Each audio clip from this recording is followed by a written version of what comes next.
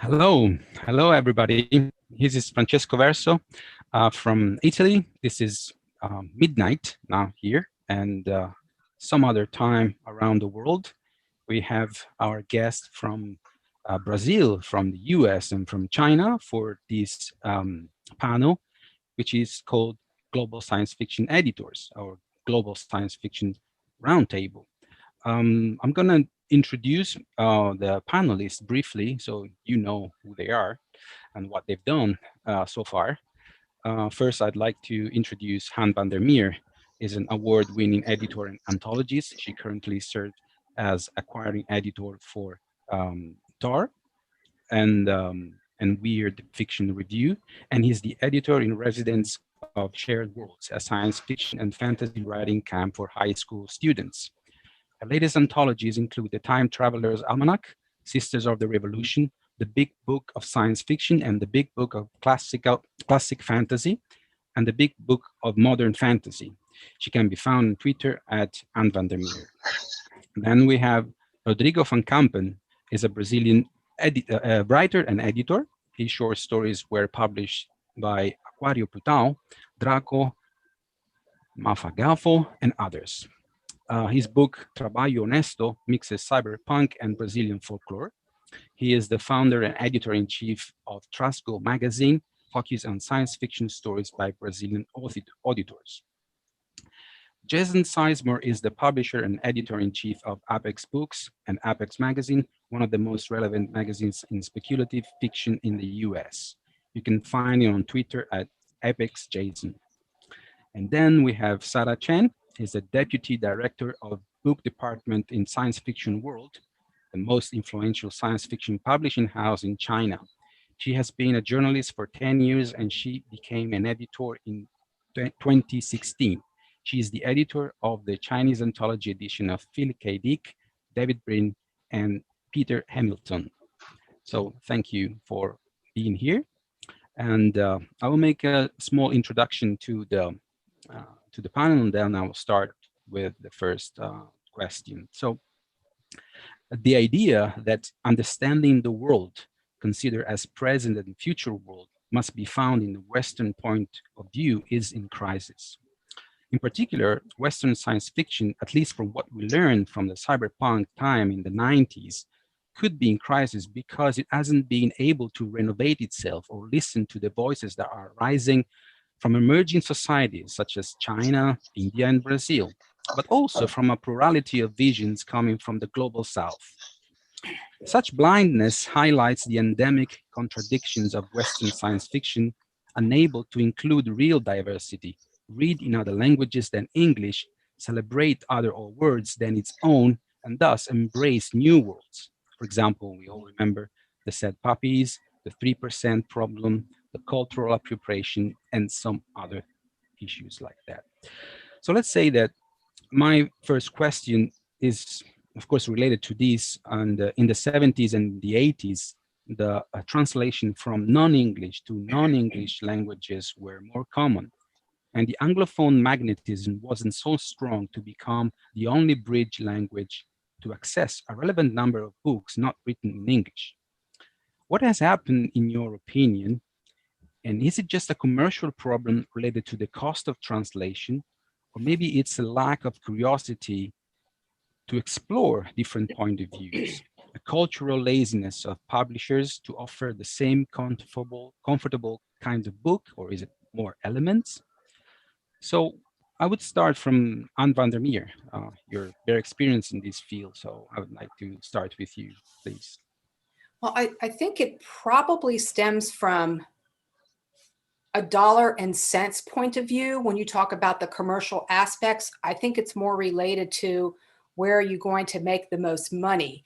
And when you take a look at a market like the United States and the population there, it's a huge market compared to, let's say, the population in Romania. For example, when my husband and I were traveling several years back and we went to Romania to help promote Jeff's books that were being published there, they were talking about the difficulties that the Romanian writers had getting some of their work out into the wider world, that if they wanted to be able to get their work translated into other countries, it had to be in English first, and then other countries would be able to read it. So that seemed to be the thing. And I do think it is in some part a laziness, but I also feel like they are not giving the readers enough credit. They don't know that the readers really want this because they don't give it to them. And when you do, you see that the readers want it and they gobble it up. Okay, yeah, very clear. Thank you. Rodrigo, what's your opinion? I think Brazil has a complex situation because we had a military coup in the 60s and a strong dictatorship that followed. And this military dictatorship was very aligned with USA values. It was trying to sell the American dream, the American way of life to Brazilians. So it takes a lot of time to demolish such cultural domination.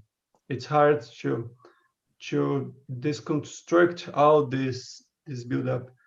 So I think there always have been many authors questioning there and publishing, but I think it's especially in science fiction, many Brazilian authors repeat Anglophone tropes. When I started Trasgo 7 years ago, I got a lot of fiction that dealt with the Cold War themes. So it's very anachronistic. And I think Brazilians were out of these great conversations that happened. We had Asimov, Bradbury, we had some big classic authors, but almost nothing from the rest. So it's hard to get Anglophone science fiction and even harder to get anything from somewhere else.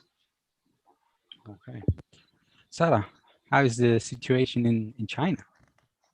Yeah, but it's exclusive in China because when we mention about the 70s to 80s in China, that we don't read English the most, the first foreign language, it's the Russian.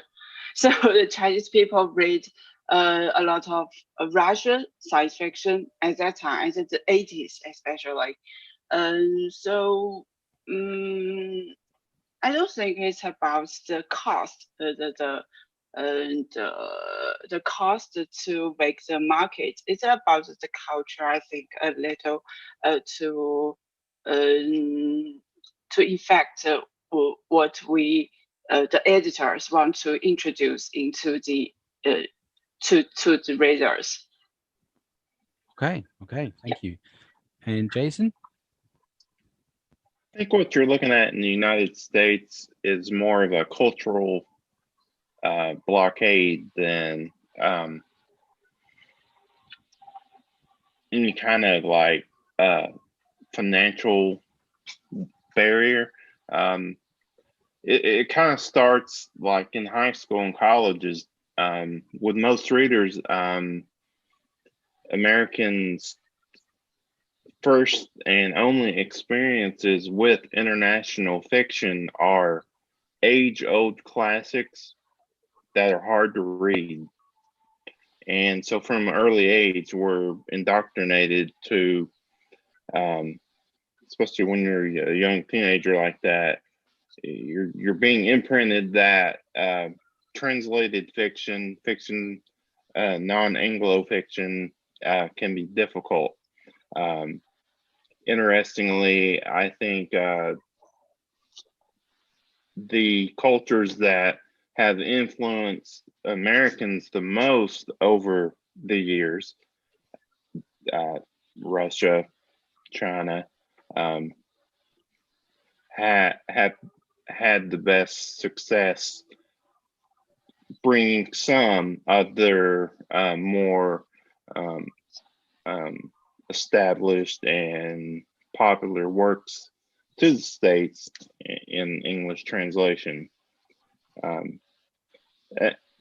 Speaking of the small press, there is some degree of financial difficulty hiring translators and finding foreign rights agents and whatnot. But I don't think that kind of stuff plays as big a role for like the big five in New York, because they're international conglomerates basically, and if they really want international work, they've got the personnel, in my opinion. Yeah. Okay, so let's say that as an editor and publisher, do you think it would be so difficult to have a team of readers and scouters pointing out at least the relevant books or stories that deserve to be translated from at least, let's say, the major languages like Spanish, French, Chinese or Russian? Anne, up to you. Well, I just want to say that I have been very fortunate and lucky over the years to make many friendships around the world. And it's those friendships and connections and working with people for the longest time that enabled us to do the kinds of anthologies that we've done, to be able to reach out to so many other writers. These are people, the people that I work with are writers, fans, translators, editors from all over. And I've been very lucky to be able to connect with them where they will tell me about something. The way that we do a lot of our translations when we're doing our reprint anthologies is I will reach out to various people, letting them know what it is that I'm looking for. And when they bring stuff back to me, sometimes they will actually introduce me to another person and yet another person. So those connections go much, much farther, which is great. And I love that. And the other thing that I want to say is that with the advent of the internet, that's even so much easier than it used to be, because I go back and I look at some of the earlier projects that I was doing back in the 90s, and I have boxes and boxes and boxes of mail. And I saved all of them, and I love all the great stamps from different countries, but it takes so long. So yes, I definitely think that it is worth the time and the effort to make those relationships. But here's what's important about that. You really need to make it a relationship and a friendship, not just a business transaction, because that's what's been so rewarding for me, is connecting with these people. When Jeff and I were doing The Weird, we had a wonderful friend, translator, and writer named Gio Clarval. She's an Italian writer, but she also speaks many languages, and she did so many of the translations for us, but not just the translations, the scouting, and also the connecting us to the estates. So it was more than just, hey, here's a great story, you need to see it in your language. It was also, here's who is in charge of the estate, let me make the introduction. So it was more than that. And Gio, I just feel like if it weren't for her, I don't think The Weird could have happened. But from her, I was able to meet more people and be introduced to them. So again, it's not just a transactional thing. To me, it's a lifelong friendship type of thing. And that's, to me, the beauty of the international fiction, because it brings us all together. And isn't science fiction supposed to be about the whole world? Right? Yes. And it's supposed more. to be the wide world, right? I want it to be big. I don't want it to be small. Oh, that's amazing. Yes, that's also exactly what I do to reach out for all these translations that I do. So I totally agree with you that we're doing books. So it's in the human side of it, the human element, the relationship counts sometimes even more than the monetary transaction, as you said. Yeah, Rodrigo, you have anything? I think the problem in Brazil is that the publishing industry is very thin. We're seeing more fantasy. We're seeing, especially in young adult, after all those blockbusters, after Hunger Games, Harry Potter, and everything that came after, we saw a huge boom in young adult markets, and that led to an increase in fantasy publishing. But in science fiction and mostly in fantasy, we don't have a lot of space. We don't have so it would be great to publish many things from everywhere, but sometimes it's very hard to find the space to these projects and the financing. And I was thinking about what Jason said. It's funny because we had the exact opposite problem here in Brazil. In Brazil, in schools, teenagers need to learn some classic Brazilian authors, and they have a harder language. They're harder to read, and they're presented with harder Brazilian authors to read and easier Anglophone writers to read. So we have this perception that they have the perception of these writers that write in English write way easier than Brazilian writers. So it's funny that we have a lot of challenges. Our real challenge is how to grow this industry, how to grow this readership. It's so it's not an easy way out. And I think there's another topic. It's funny because I have two toddlers and I'm reading a lot of children's book. And it's crazy because I think this exchange between non-Anglophone um, texts happens really a lot in children's literature. I think my daughter's books, I think my daughter has more books from more countries than I have in my library. And I'm not sure why, but it's something crazy. Oh, it's very interesting what you said.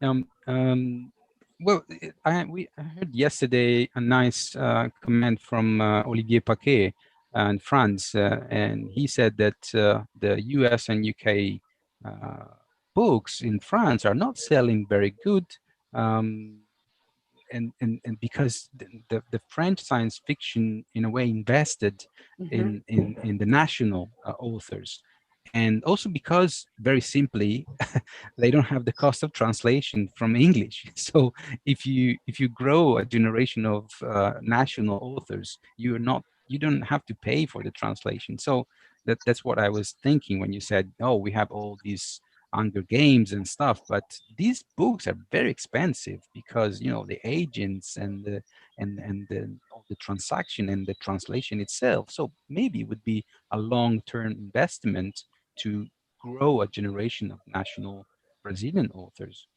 Yeah, I agree, but the thing is that usually it's cheaper to buy a huge American title than to create a market for a Brazilian author. It's when I started Trasgo, and there were many people who just didn't believe Brazilian could write science fiction, could write fantasy well. So we have a long way. Yeah. Okay. I see. Sara, how is I mean, I think you have a lot of readers and scouters out in the world, but do they come back with good stories from other markets, or mainly from the US and UK? Yeah, of course. And also, you did something for us. Yes, you introduced a lot of authors to us. And also, like Regina, and she will also introduce a lot of authors to us. But there is a question that is interesting. She just introduced a Romania author to us. Yeah, a collection of the whole books, but it is difficult for us to introduce this kind of books into the Chinese market, because our readers said they are reading the Russian science fiction, the American science fiction, and also the Japanese ones. But to introduce some, we call it a small country science fiction. It's not about the country, it's more it's about the author in this country that it is a small amount of them.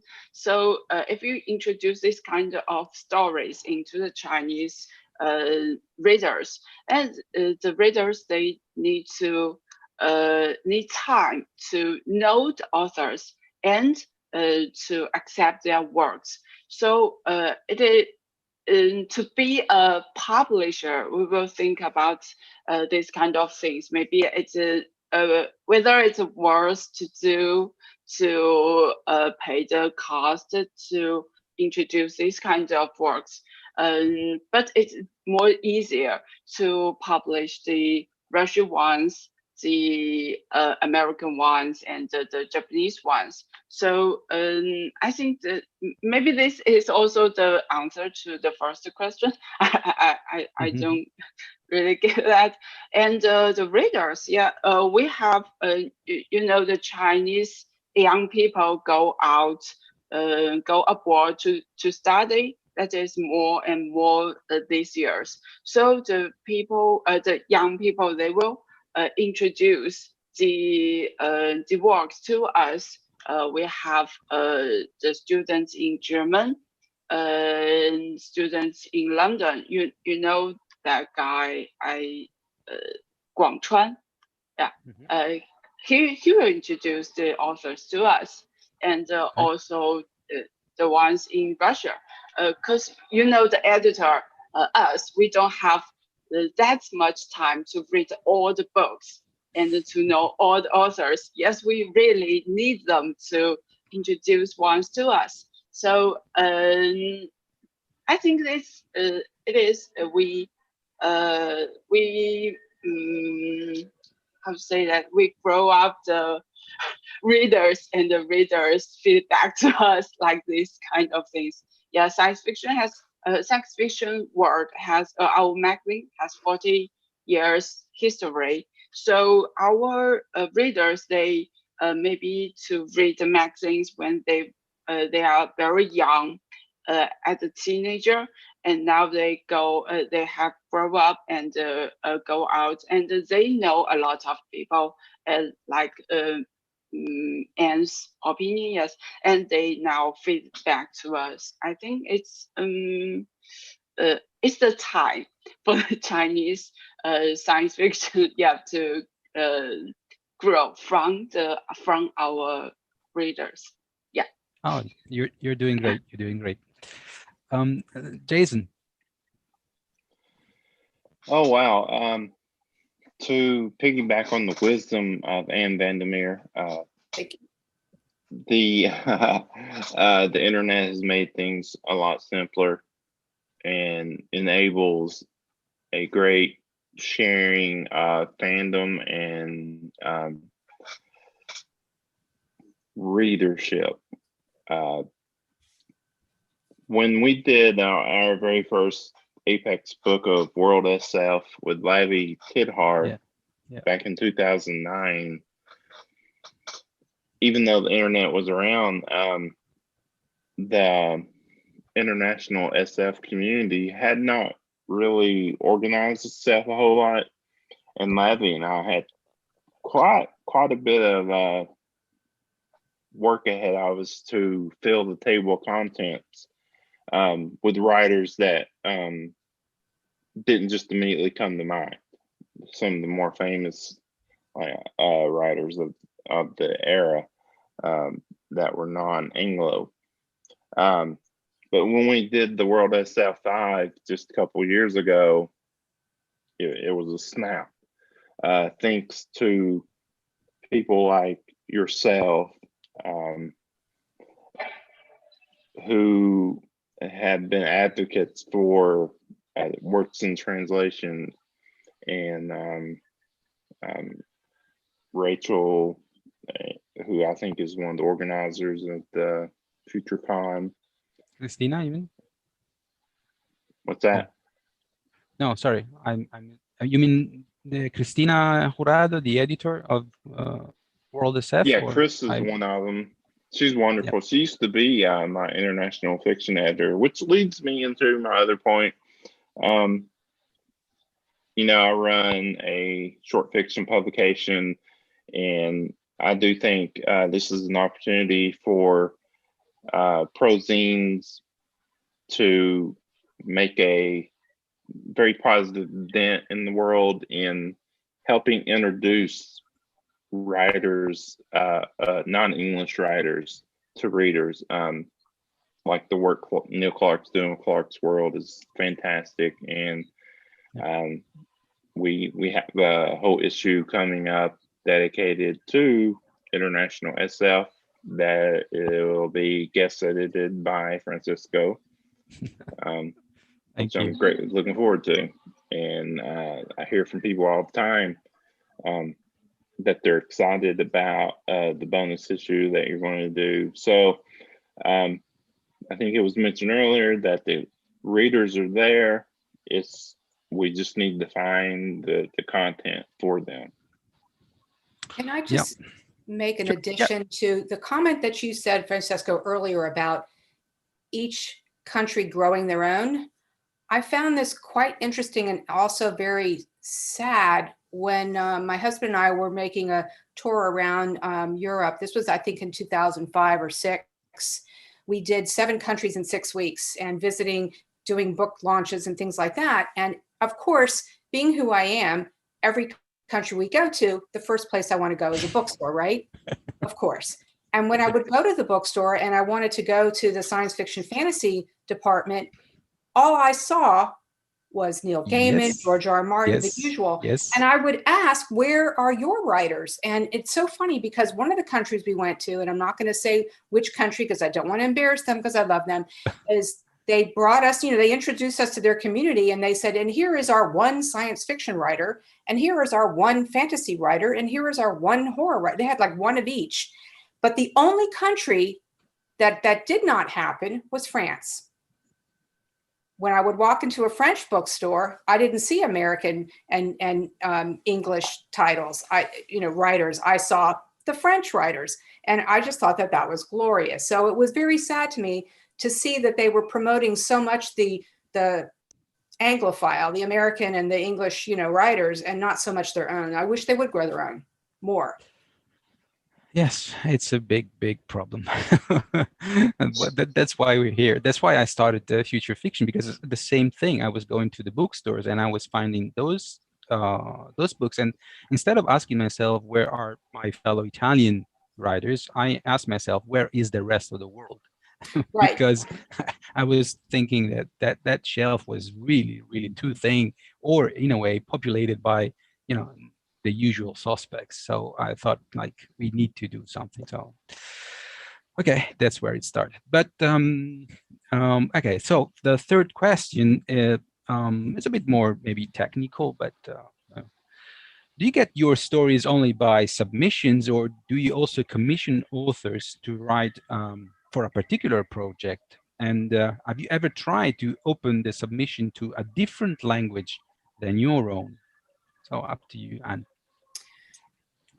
The submission process and the way that I work on projects differs depending on what the project is, because there's a difference between doing a reprint anthology work that's already been published and doing original fiction. And so I've done both things both ways. And again, it goes back to relationships and friendships that I've developed over the years. For example, earlier this year, I edited an original fiction anthology that's online called Avatars Inc. And it was all original fiction around this concept and idea of how avatars are used in the future. And we did have writers from not as many countries as I would like, because we didn't have as much time to bring in the people that we wanted. But what's interesting is I have always wanted to get an original story from Johanna Sinisalo from Finland. And she, and I have a translator who can translate in Finnish, and she said that she would write me a story and Juha would do the translation. So we had everything worked out. And I'll tell you something very interesting that happened. She ended up writing the story in English first, just to kind of give me a taste of what the story looked like. And even though she didn't feel comfortable writing in English, because I've been editing for as many years as I have, I was able to help her work through it. And we didn't even need to do the translation.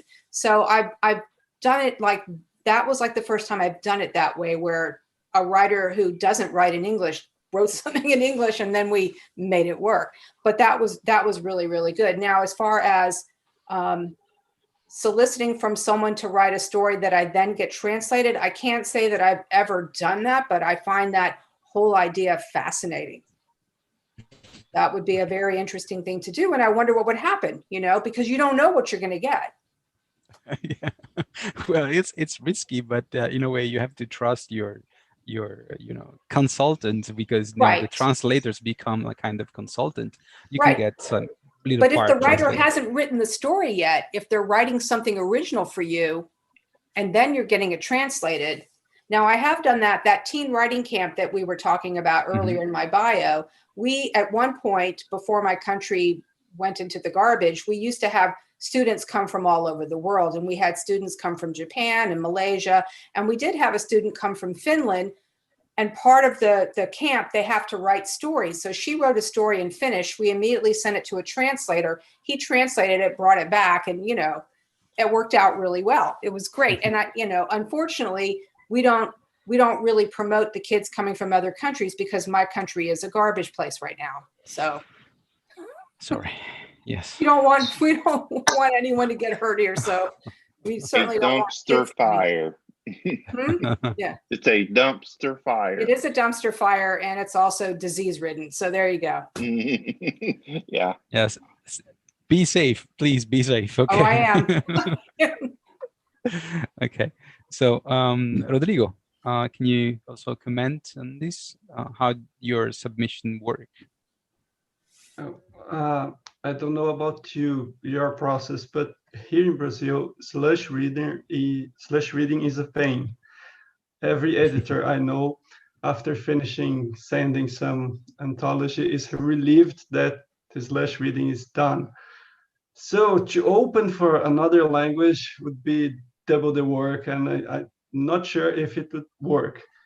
But I think the problem, but commission, I think it's laziness. We can and we should commission more from another authors from more countries.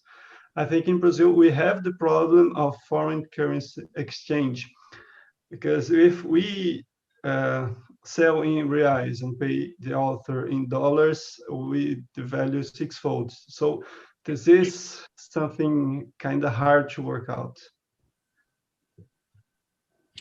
Okay, thank you. Sara? Yeah.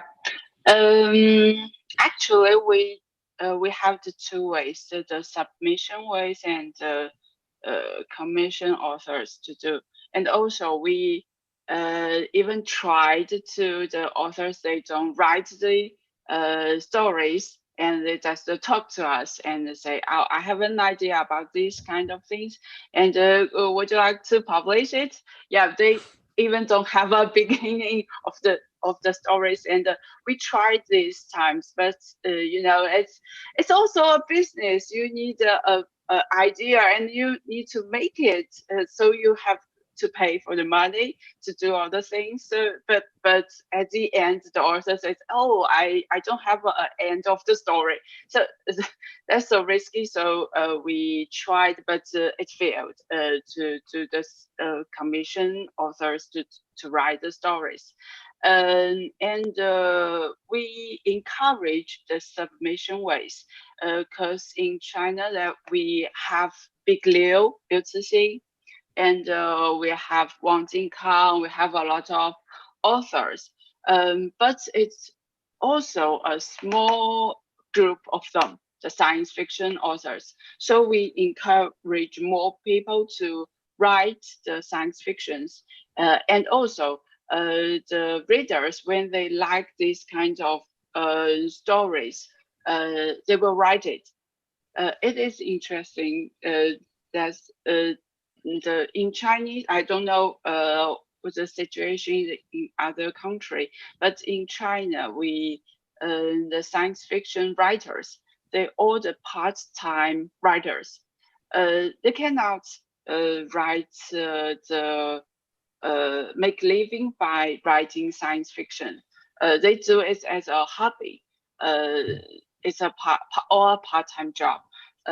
So we encourage more and more readers to read a lot of science fiction, and maybe someday they will become the writers. So this is the way the Chinese science fiction writers to grow up. They first they are fans, and then they are writers. Yeah.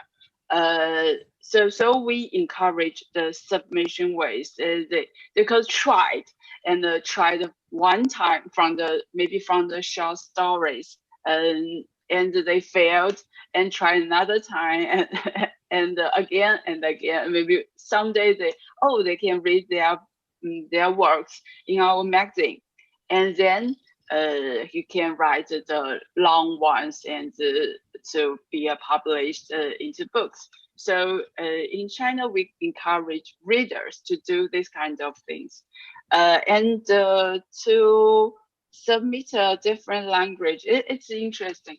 We have two typical authors. The first one is him, Derek Crinston. His first his first book is not a English one, it's a Chinese one. Yes. Yes, we read his works. We read his, I think it's novelette, and our editor. It's a very expressed. How to say that? Sorry, Li Keqing. You know him? Yeah, the editor.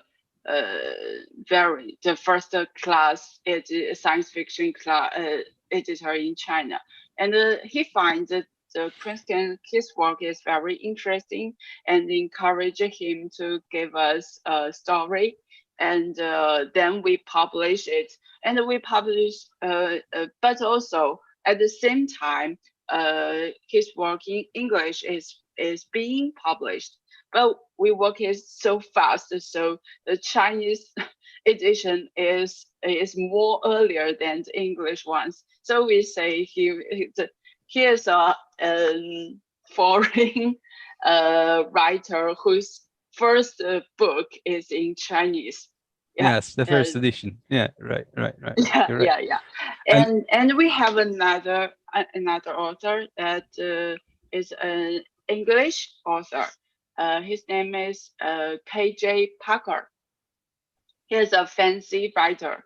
Yeah, and very mystery ones. You don't know who he is, and he also used another pen name to publish other essays. Yeah, so we make a special collection of his works in Chinese. And this book didn't even publish in English. So yes, we are an open mind, and we have an open attitude to all the books, and we are planning to do some collection of Japanese science fiction. To do a collection for the special one, and I think it's more open now for us to do all the works. We could the editor could have a topic, and we could find some Japanese stories, some American stories, some science fiction stories from even from England or Britain, or from other countries, and we make a collection that is published in Chinese, but it's in international ones. Yeah. Thank you. Well, I have edited one of those. It can be done, yes, as someone said. So yeah, Jason, do you know how your submission worked? The only thing I really have to add to this is one of the reasons I think that some publications struggle with non-Anglo work is that a lot of non-English native writers are nervous about sending in their translations. I get emails all the time asking me about this. They will say, yes, I have this work translated. I don't really know if it's a strong translation. So to that end, one of the things that I'm trying to do, I'm in the dark, but anyway, that I'm trying to do with Apex Magazine is to teach our slush readers to better evaluate works that may be from writers who are non-native English speakers. Mhm. It's a sure, there's a lot more work editing on works like on stories of that nature, but definitely it's worth it. Okay. Oh, thank you. Can I just add something to what Jason said? Yep. From a writer point of view, when Strange Horizons launched a special edition only from Brazilian writers or people with Brazilian links, a lot of friends, and myself included, sent work in English, and it was the first time a lot of us sent some work in English to an American magazine. So it's hard because we don't see that they're open, and when they have this special project, it's like some seal has been broken, and a lot of us are sending a lot of work to many other magazines. So there's these special projects which opens a lot of doors. All right. All right. Yeah, it's like Anne said earlier. She was talking about the Finnish author submitting something in English that wasn't a clean translation, but she knew it was a good story at its core. We need more editors like that. So I'm trying to become like Anne that way. Okay. Never a bad thing.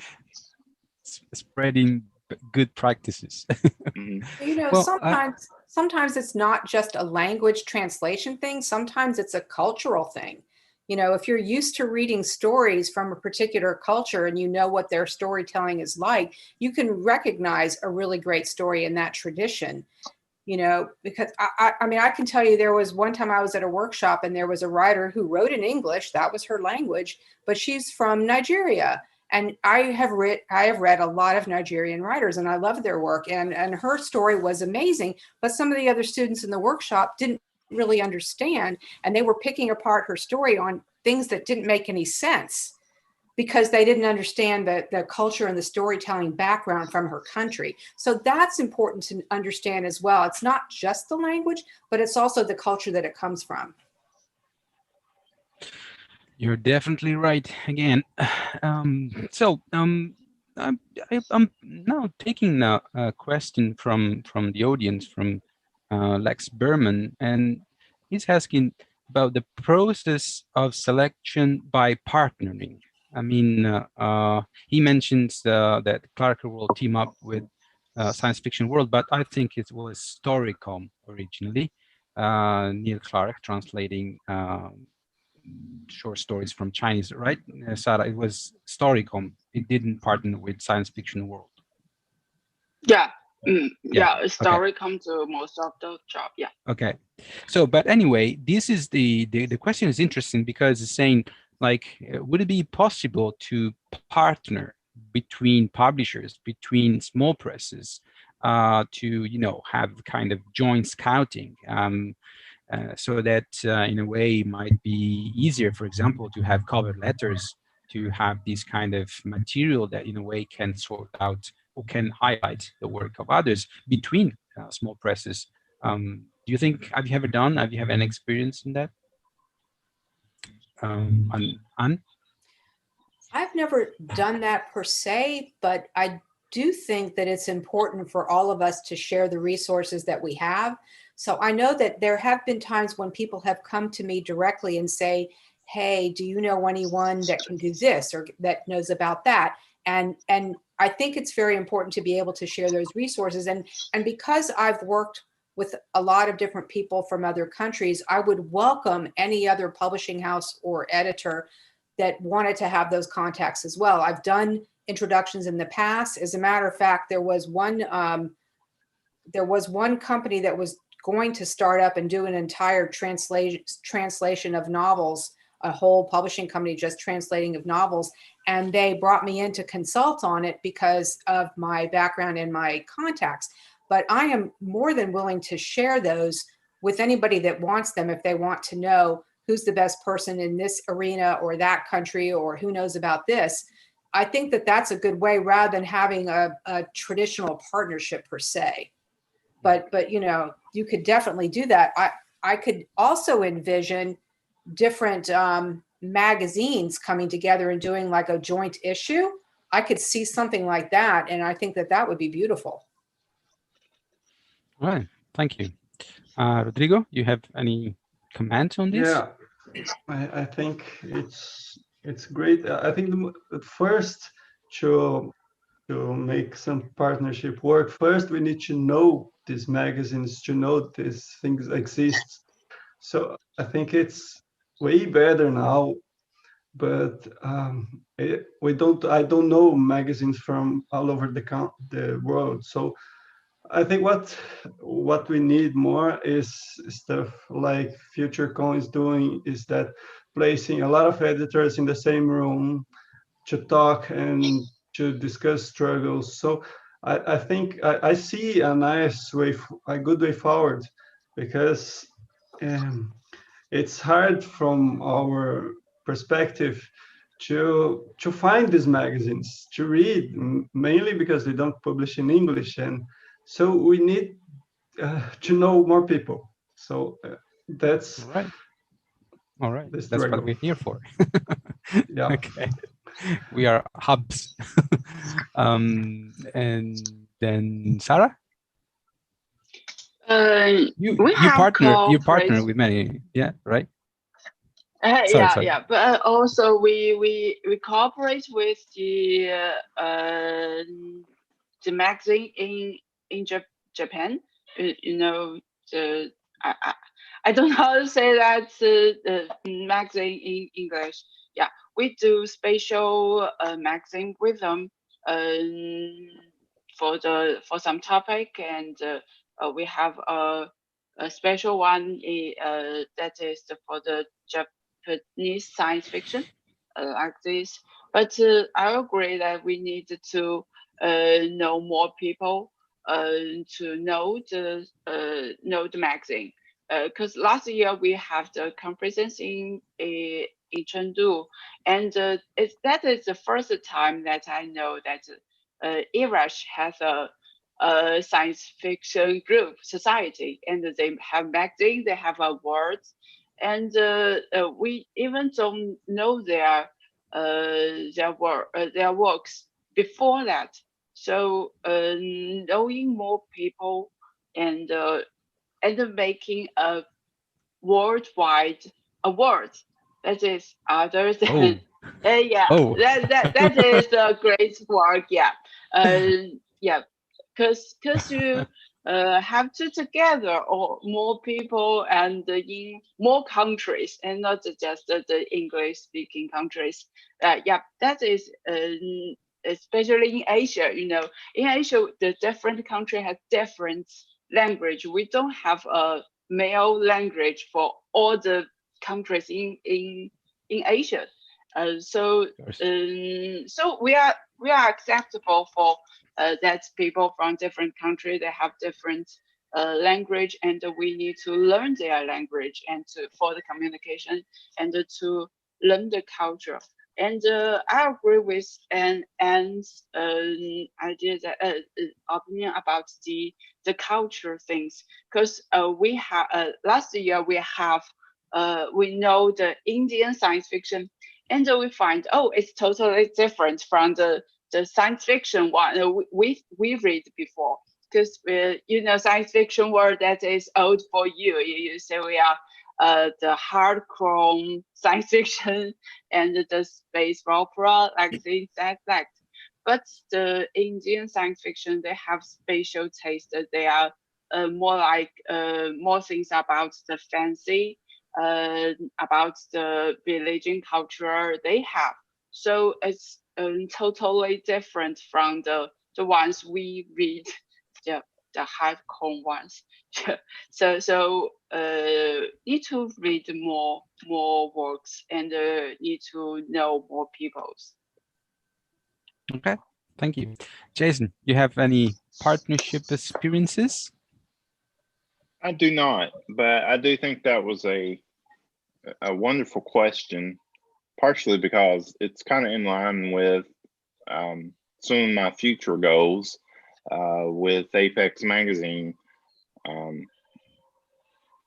on down the road, maybe in 2022, where we don't necessarily partner with other non-English language publications, but we share an issue of their publication with our readers, kind of like a swap. Okay. Yeah, so maybe one day I may go to Chris Dorado's Supersonic or go to your publication and plan something like that. If only just to bring the exposure of your work to English readers to help spread that around. Okay, wow, that's a wonderful idea.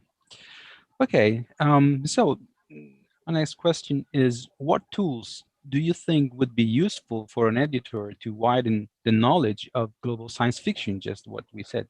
Going to conventions, cover letters, international awards, a specific forum of readers and translators? Any idea, Anne? What would you need? Or you have everything already? I think traveling is also is very much a benefit, because it makes a difference to be able to meet people in person. But I know that can be cost prohibitive for a lot of people, for most people. And a forum like this, what we're doing right now in this whole weekend of FutureCon, is a wonderful, fantastic way to bring people together. But I do think that there's a lot of other online groups as well that you can connect with, and Facebook groups or other groups in different places that you can connect with, and like-minded people. But I don't want your world to be narrowed to just the science fiction fantasy genre, because I'll tell you something that's really interesting. When it comes to international fiction, a lot of the science fiction and fantasy that I've reprinted and had translated and reprinted in our books came from those countries' mainstream books, mainstream short story collections and things like that. Murakami is a perfect example. You wouldn't find him in a science fiction magazine, but you would find him in a mainstream. And so don't put blinders on when you're looking out there, because there's all kinds of writers in other countries that are writing very interesting things that you could look at it and go, wow, that really is science fiction, so keep that in mind too. Keep your mind open to all those other things that are out there as well. Okay, thank you, very good. Rodrigo? Just to riff on what Anne said, in South America we have realismo mágico. It's magic realism. That is a genre that plays with the fantastic, but it's not explicit, or it's way out in the face that is not really fantastic. There's a lot of academy discussions that try to fit it. This is fantasy, this is not fantasy. And this is mostly mainstream publications. They're great authors. But to come back to the question, I think everything helps.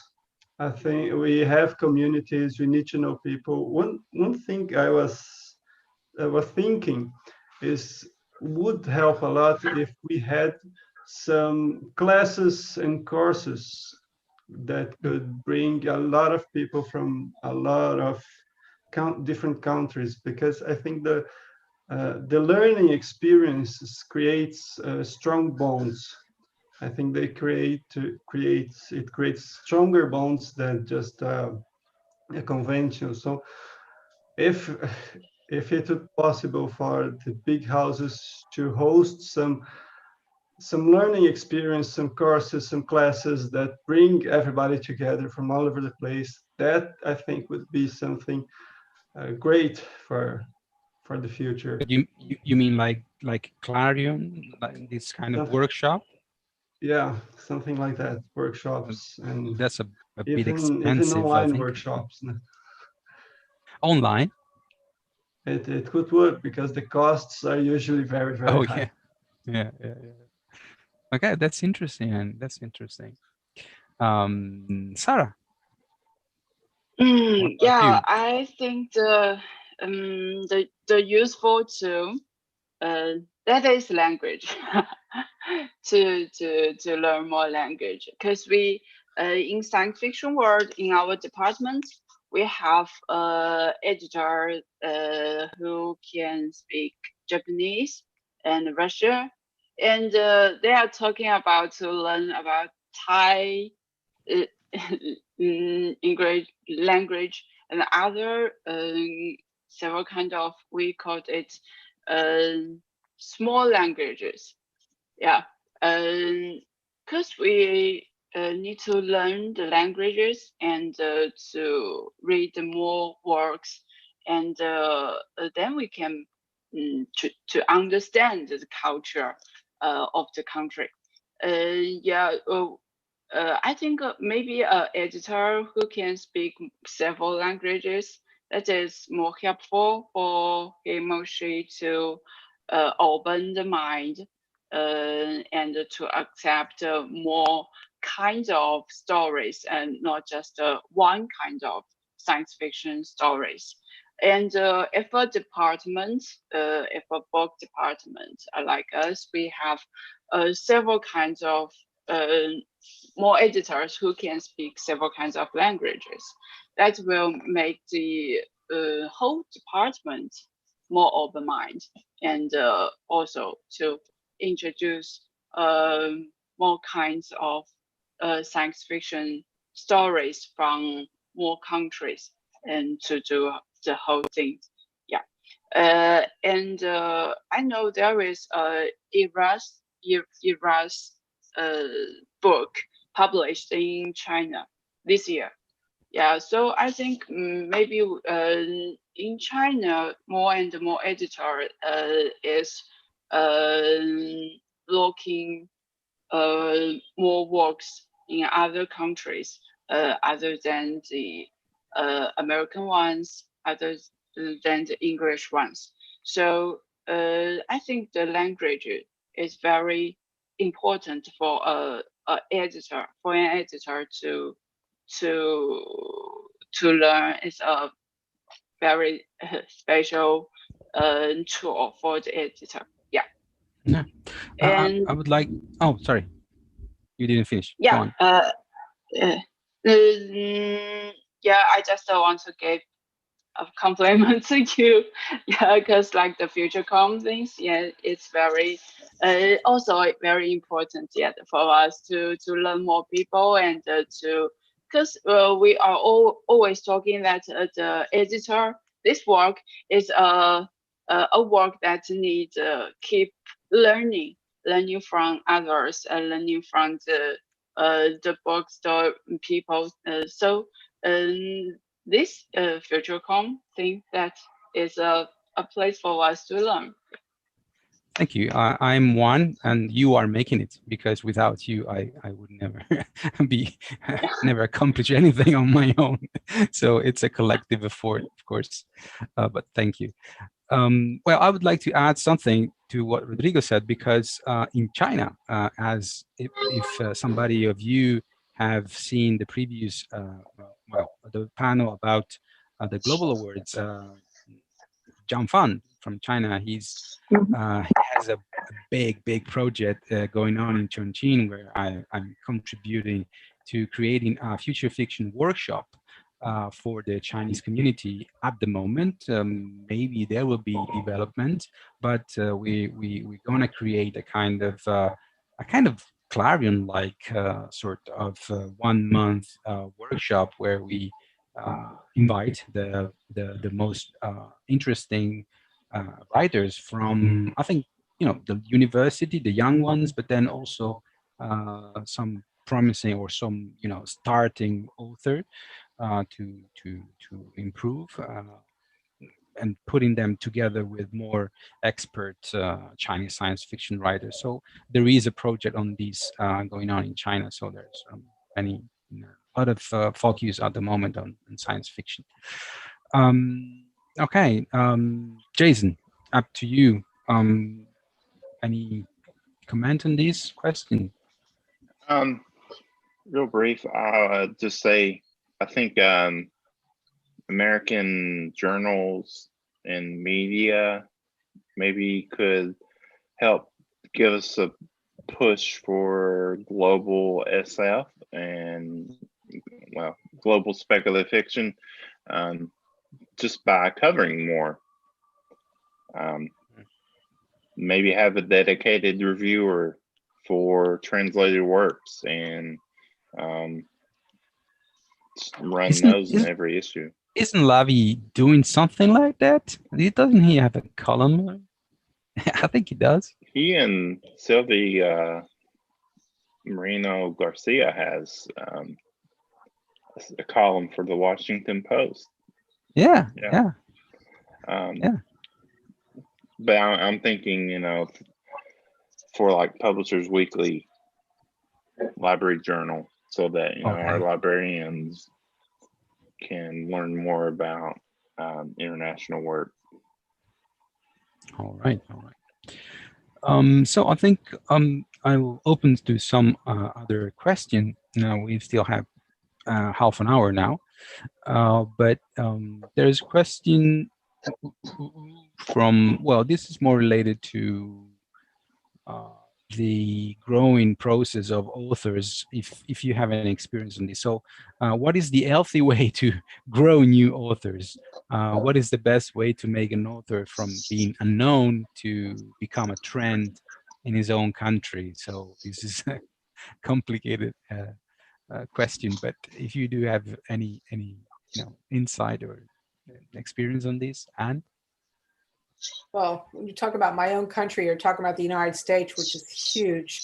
The only thing I can say as far as growing a writer is I do work with a lot of young writers, new writers, up and coming writers. And I see myself in the position as being their cheerleader, not just their editor, but also their cheerleader, because I want to share their work with as many people as possible. So my job is to get their work out to as many eyeballs as I can. And I'm very fortunate to be able to acquire fictionfortour.com because they get millions of visitors every single week. So I know that a writer that I'm publishing there, they're going to see a lot.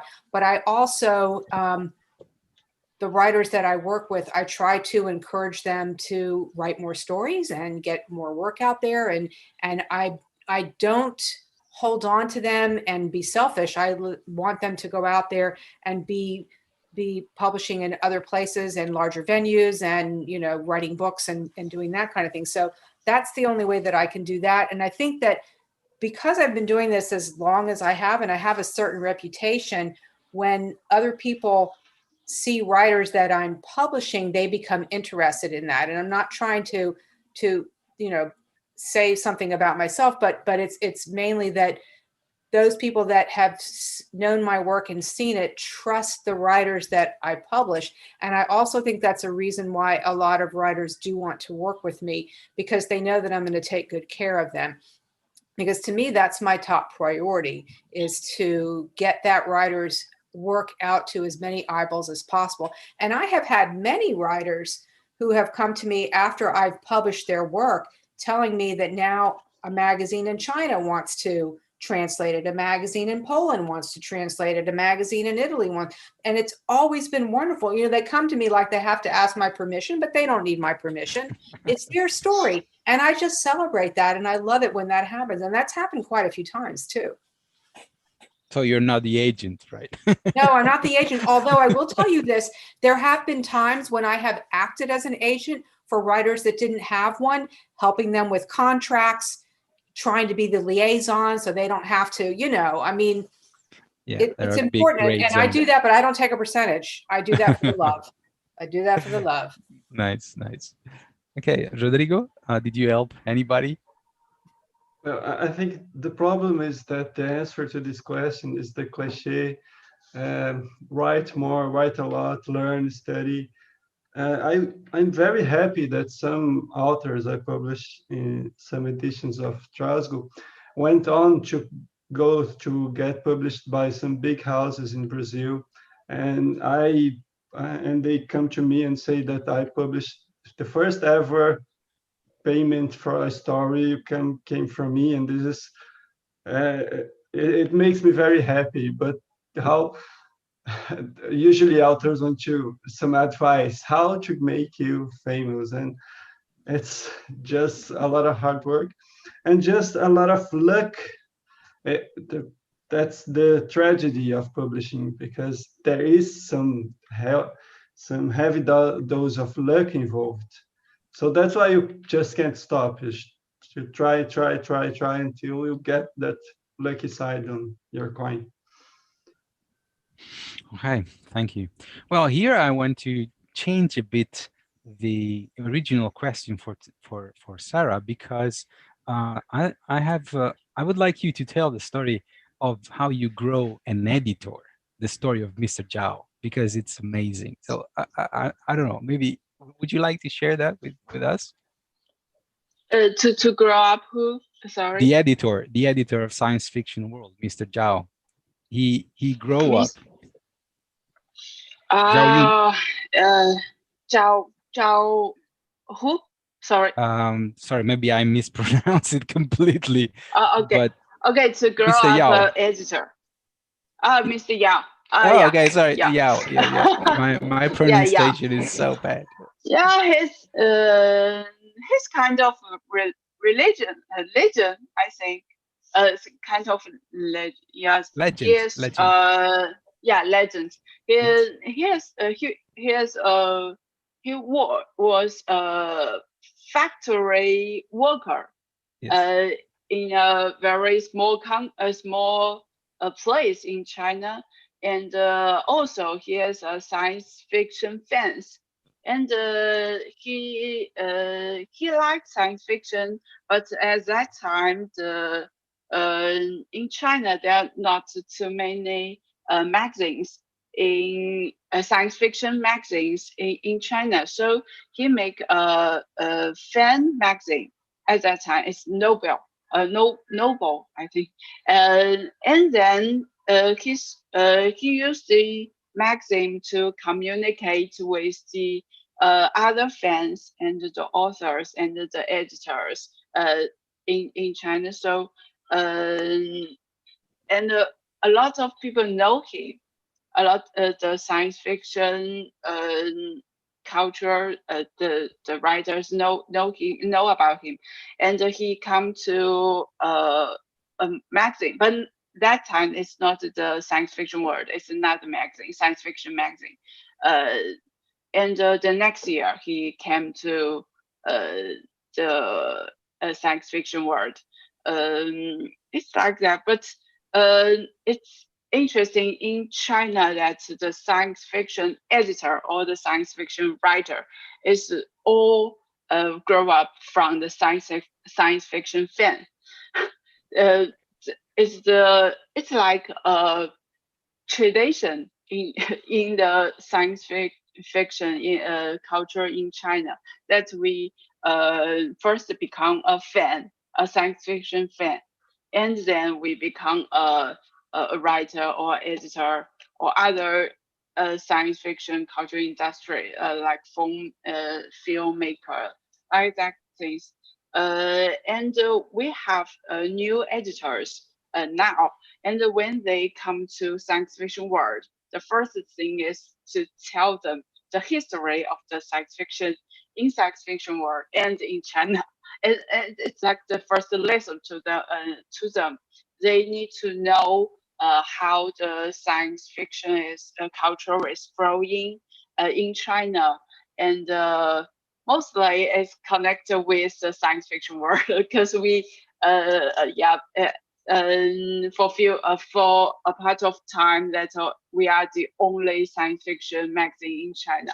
So it's a lot of stories about science fiction world and a lot of stories about the science fiction world and the authors. So that's the way we make an editor. And the good thing is now we have Liu Cixin, and we attract a lot of young people to these kind of books. And a lot of people is reading science fiction now in China. And the young people will think, oh, I can do a job, connect with the science fiction, and it's a kind of job my parents will accept it.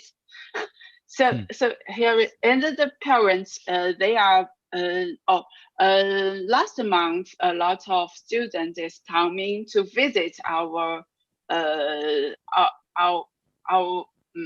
company, and with their parents. The parents is encourage their children to read science fiction and to bring them to communicate with us. So there are some changes now in China. Yeah, people is. I think we are in a growing step. Yeah, a lot more people is focused on us, and more young adults is reading science fiction. So maybe someday they will become an editor, from fan to editor like this. Yeah. Some say you're living the golden age of science fiction at the moment, so enjoy. I think it's the pro golden age. It's not. Oh, really? Yeah. We'll see. We'll see. But it's a good moment. Yes, I'm happy. Jason, did you help some writer? Did you discover any writer that then went on to another publisher, or you have any experience in this? Oh, certainly. I always like to tell everyone that I helped launch the career of Lavi Tidhar. So if you're watching, Lavi, I'm taking all the credit, man. Good. And I have to thank you, because my first, let's say my first book to be published in the US, it's thanks to you. So really, I hope I can follow the steps of Lavi. Mr. Verso, yes. I'll take all that credit too. Well, it's not much at the moment, but I hope I can, pay you back. But anyway, so okay, let me see if there's another question. Have you engaged in activities to help grow the reading communities? How do you multiply access to your books, libraries, reading groups? Do you see new collective paths in social media? Anne? Oh gosh, well, since the pandemic and the lockdown, we've been doing everything online. And when the Avatars anthology came out, it came out March 13th was the launch date. And that was just like 2 or 3 days before my country locked down. So everything we had to do was via social media. And I did radio. I did a lot of radio interviews. I did a lot of interviews online. And I also did something really, really cool. It's called Second Life Book Club. Are y'all familiar with Second Life? Yeah. With avatars and all? And it was an actual book club, but in Second Life, where I was on a panel with some of the other people, and writer, and everyone comes with their avatar. It was very, very cool. So there's all kinds of creative ways to be able to promote your work. And the thing that I would say about getting your work out there and getting more people to see it is, if you can be playful and imaginative on how you do that, I think that that's much more effective than the usual ways. So coming up with some kind of unique ideas or ways to be able to promote your work, some kind of value add you can give to the reader, some kind of little insights, and being more than just the one book. So with the avatars thing, what we were able to do with that is then, in addition to the stories that were published on the website, we had a contest where people could submit their own avatar story. And then we had first, second, third prizes, and those were published as well. So little kind of things like that that you can think of, different kinds of PR approaches, and telling the story of your story, because that's really the way to connect with people and to get them to be interested in what you're doing, is you tell them the story behind the story. Cool. Nice. Yes, it's a good advice. Rodrigo, did any activities to help grow your community? I think one of the hardest struggle for Trasgo is that it's a digital magazine. So I think the first thing we did different is we tried to leave everything open. You could go to our website and read everything. Usually in Brazil, there was a paywall. So you need to be a subscriber, or you need to buy the anthology.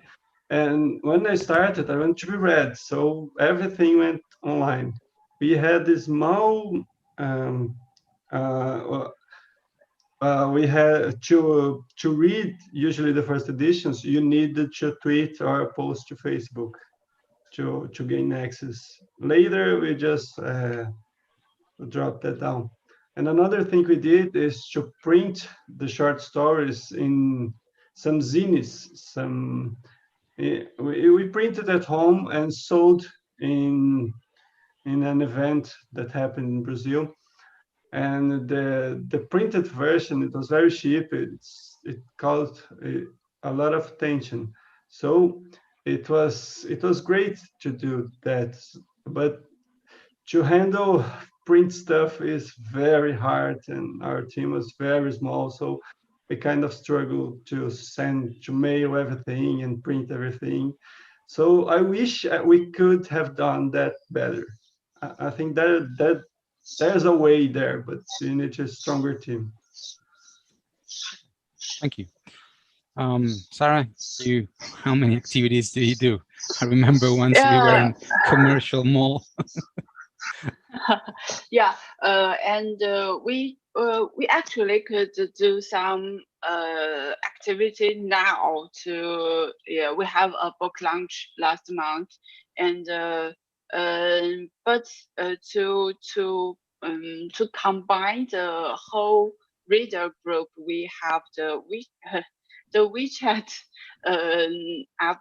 Yeah. To do that, we have several kinds of reader groups that have 200 to 500 people in there, and to talk about one author. Like we have a group for Philip K. Dick, and there is, I think it's 200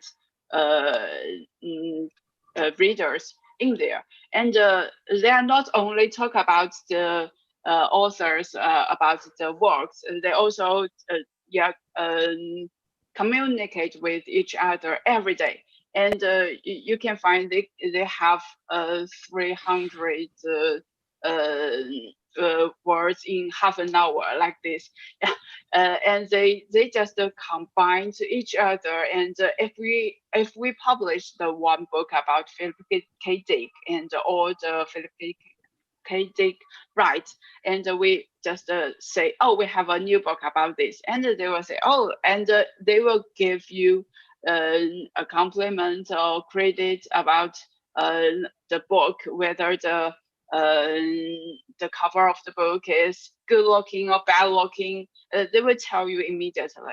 So I just think we use some social apps to do all the job, and it's easier for us to know what the readers is think than before, because before we just use mails, and you receive mails and read the mails, but it's only a small group of comments about your book. But now we could use the social apps to do all the things, and you could know their opinions immediately. Yeah, and also about the online storms. You can have comments just behind, just below your books, and you can read what they are talking about. Whether the book is good, the author is good, or the print is good enough, like these things like that, and you can know that immediately. You just don't need to wait. Yeah. Okay, Jason, you just restarted Apex Magazine with amazing crowdfunding. So is that a way to engage your community, keep it together, expand it? Can you tell us a bit more about that? Oh, yes, certainly. I think with an online zine, it's you need to give it a personality. And how do you do that? Well, the voice of the social media, editors like myself and Leslie Connor and Maurice Broadus, we all have very, we'll put this in air quotes, interesting online personalities. And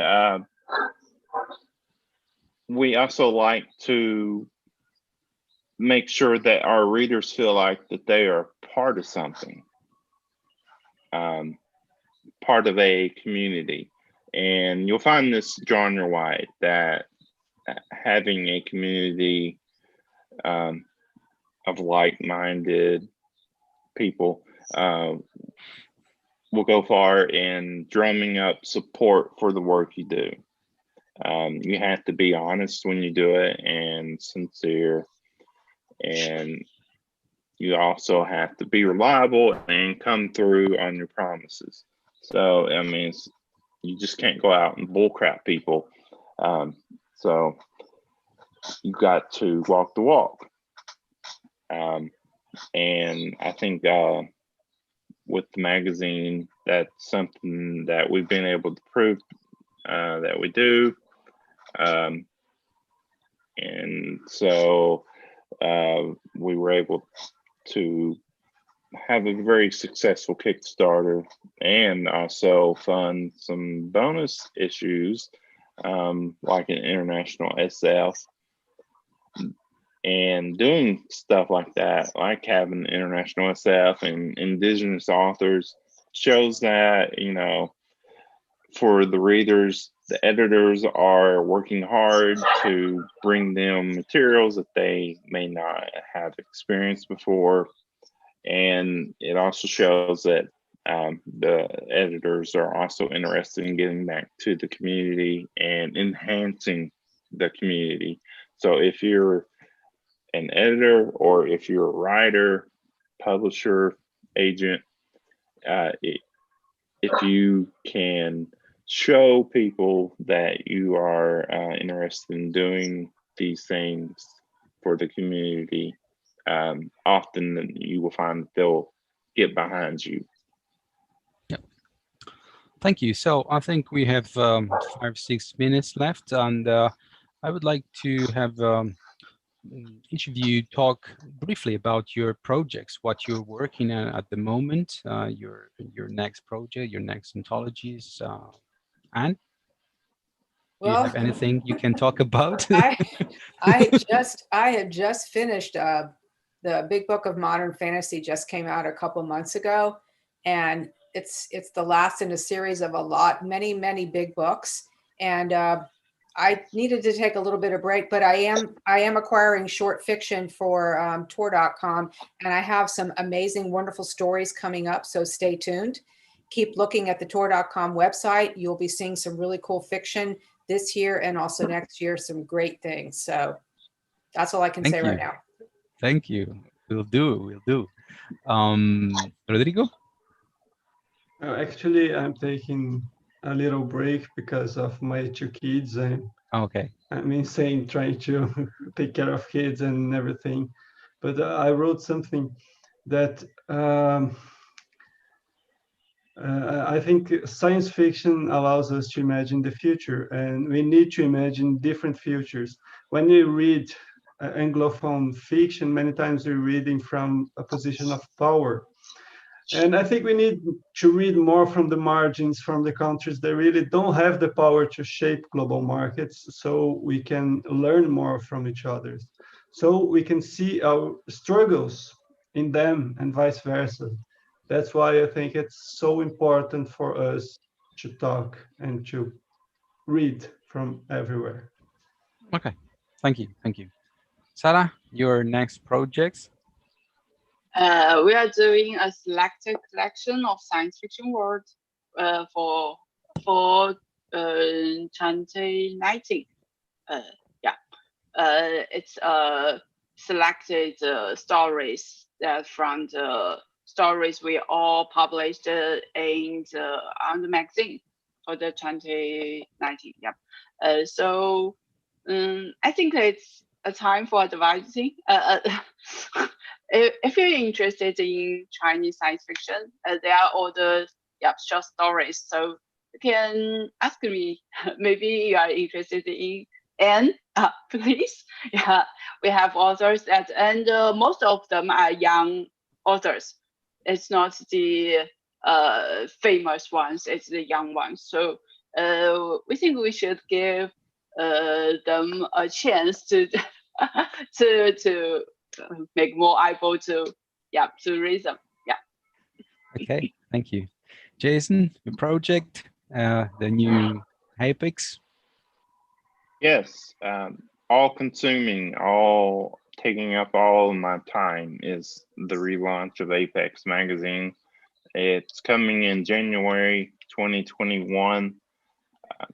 You can go to the website apex-magazine.com, join the newsletter, or follow us on Twitter at ApexMag so that you don't miss out on the release. Oh, Pumpkin here would be very happy if you catch that new issue. Nice. Oh, there you go. Hey. Nice. We needed that. A little twirl for you. Yes. Yeah. And I will also throw in my personal editing projects on future fiction. I'm going to publish a contemporary Russian science fiction anthology with a new generation of authors next month. And took me quite a lot of time to select them, but finally I did it. And then I will do a Greek science fiction anthology, very cool anthology. The Greek scene is really interesting, good authors. Then I will do an African science fiction anthology, so scouting the African continent. So a lot of projects, and I hope we can start a conversation between us to share authors, stories, good practices, all in the name of a global community that is emerging with their needs and necessities. So I really thank you very much for your time and your insights and all these. And I'm also talking now to the community. We will have tomorrow other panels. The FutureCon is not finished. There's still one day. And if you want to comment, remember that we have a Discord channel that will stay open even beyond the end of the convention, so we can keep on knowing each other, since we discovered that we don't know much about what's going on with our neighbors. So this Discord channel will serve as a very important communication tool. And that's it. Thank you very much, and see you again. Ciao, ciao. Thank Bye. you. Thank you. Thanks. Thank you. Okay, here we are. I think I'm waiting for Thiago to tell us that we are offline because sometimes